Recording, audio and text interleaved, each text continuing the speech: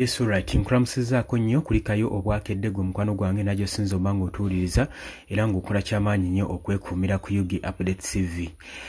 Secretary General ow'ekibiina kya National Unity Platform, David Louis Rubongoya, avuddeyo n'ayambalira Speaker wa Parliament Anita Among ku nsonga ezitali zimu ezigenda maaso n'okuba nga kwegamba ziringa eziduulira bannayuganda okusinziira ku mbeera gye bayitamu.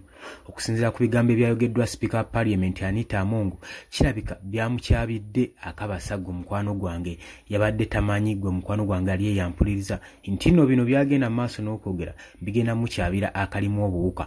Naye oli ku Yugi Update TV kusinzidde okuba nga otuwuliriza gwatannatweyungako nkutegeeza kirira wansi waliwo ekigambo subscribe kikoneko obeere nga otweyungako. Abali mu diaspora mbalamusizaako nnyo, kimanyi mukola kyamaanyi nnyo okwekumira ku mayengo gano aga Yugi Update TV. Abali e Qatar, Oman, Dubai, Saudi Arabia, abali mu US, UK, mwenamuna mbalamusizaako nnyo, nammwe abali e Germany mwebale kwekumira ku mayengo gano aga Yugi Update TV. Kakati Speaker Anita Among yabadde agenda mu maaso n'okuwaaniriza bino batera okuwaaniriza ng'omanyi bannabyabufuzi, ng'agenda mu maaso n'okuwaaniriza Mwami Yoweri Kaguta Museveni era yamuligadinze okubanga ye Katonda w'oku nsi saako ne Muhoozi Kainerugaba mutabani we nga ye mutabani wa Katonda yamuligadinze ku Jesus era ng'agamba nti nno mu abalonzi abagenda okuba nga mulonda Yoweri Kaguta Museveni mwe spirits emyoyo egy'oku nsi. Wabula bino ebigambo yabyogedde ng'agezaako okuduulira bannayuganda n'okuwaana n'okupraisinga First Family gwe mukwano gwange ali eyampuliriza.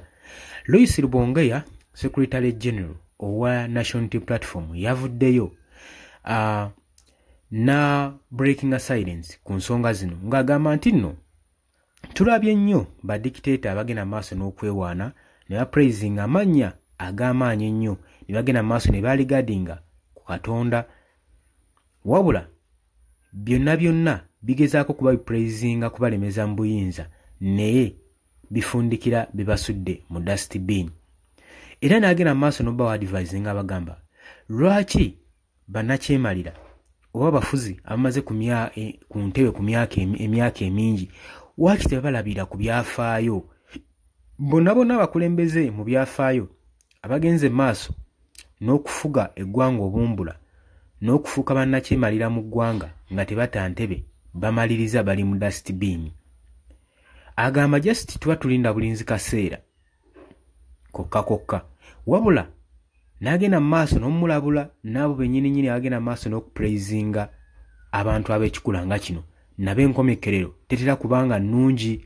So agenze maaso n'okulabula bannabyabufuzi bagenda okugulumiza Mwami Yoweri Kaguta Museveni n'omuwaana n'okuprayinga geemu z'okusobola okulanga bamulemeza mu buyinza nga bakimanyi nti nno gye bujjako mu maaso waliyo accountability ku biki ebigenda mu maaso mu ggwanga. Jjukira nti nno kino kiba kiraga lwatu nti bano be bamu ku badiehards era abaayirawo Mwami Yoweri Kaguta Museveni oba omukulembeze eyatuntuza nnyo eggwanga bwe baba nga bamukolako accountability mu biseera bye biri eri eby'oluvannyuma bijja. So Louis Rubongoya yagenze maaso n'okubalabula n'agamba nti era temuddeyo ne mwerimba, enkyukakyuka ejja era buli kimu mujja laba enkomekererezo yaakyo. Nyongera okujjukiza oli ku Yugi Update TV kosinza obanga otuwuliriza bale kwekumira ku mayengo gano. Agenda maaso n'okuba nga ayogera ku Mwami Yoweri Kaguta Museveni apraisingiddwa ennyo. Jjukira nti nno Mwami Yoweri Kaguta Museveni bukyanga akwata mundu n'ayingira ensiko ajja mu buyinza mu mwaka gwa 1800 mu mwaka gwa 1986 we yakwatira entebe y'eggwanga Uganda paka na kaakati akyalemedde mu ntebe. Bannayuganda abaali abaana kati bafuuse n'abazzukulu balaba obukulembeze bwe bumu, wabula bangi beesunga okulabako ku bukulembeze obujja obwa Uganda naye Mwami Yoweri Kaguta Museveni tabawa mwagaanya. Era bannayuganda bagenda beewera nkolokooto ku mulundi guno naddala mu kano akalulu akaddako aka 2026 nti kegwake keetonye tugenda mu protest vote. Bagamba niwe kinaaba ki tebagenda kufa nga tebalabyeko ku bukulembeze bupya mu ggwanga lyabwe, ekyo kakifuuwe. Oli ku Yugi Update TV era nga nkutegeeza nti nno ge mayengo agali ku ddoboozi lyo. Gwatannatweyungako kirira wansi waliwo ekigambo subscribe nkujjukizaamu kikoneko obeere ng'otwegattako. Mbagaliza olunaku olulungi. Mweraba.